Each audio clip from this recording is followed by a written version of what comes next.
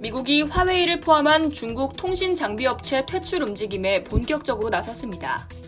통신 장비 시장 1위 업체인 중국 화웨이가 앞뒤 꽉 막힌 처지에 빠지면서 삼성전자가 반사이익을 거둘 것으로 보입니다. 미국 연방통신위원회가 미국 통신기업이 사용 중인 화웨이 등 중국 통신장비 업체의 장비를 교체하는 데 드는 비용에 대한 보상금으로 19억 달러를 지원하기로 확정했다는데요. 13일 로이터 통신에 따르면 FCC는 자국 통신기업이 중국 통신장비 업체 장비를 제거 교체하는 데 드는 비용에 대한 보상 프로그램을 만장일치로 통과시켰습니다.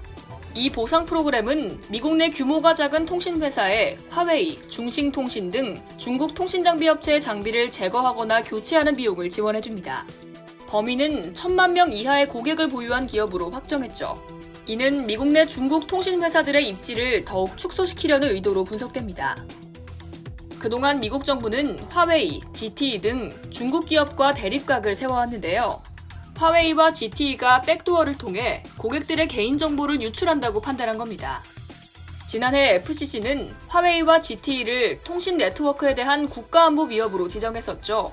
지난 3월에는 이 명단에 하이테라, 하이크비전 등 5개 중국 기업을 추가했습니다. 지난해 12월엔 화웨이나 ZTE 장비를 보유한 통신업체가 해당 장비를 철거 및 교체하도록 요구하는 규칙을 확정했는데요. 이 규칙을 위해 제안한 상환 프로그램이 바로 이번 보상 프로그램인 것이죠.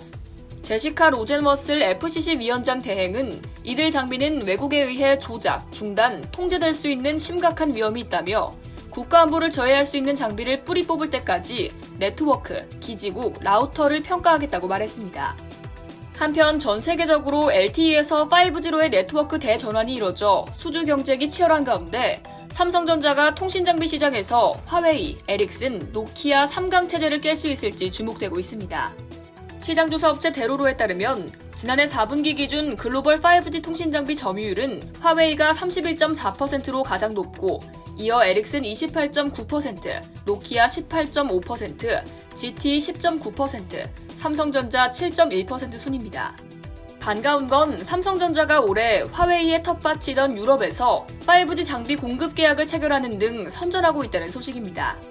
지난해 미국 1위 이동통신 사업자인 버라이즌에 이어 올해 일본과 유럽의 1위 사업자인 NTT 도코모, 보다폰 등과 잇따라 5G 장비 공급 계약을 체결하는 등 차세대 이동통신 사업을 확장하고 있습니다. 지난 6월 영국 G20이 끝나자마자 삼성전자가 영국 보다폰의 5G 가상화 기지국 분야 핵심 공급사로 선정된 건 유럽 5G 상용 사업의 첫 번째 계약이었습니다. 미국이 5G 통신 장비에 새 장을 연 만큼 삼성전자의 활약을 기대해보겠습니다.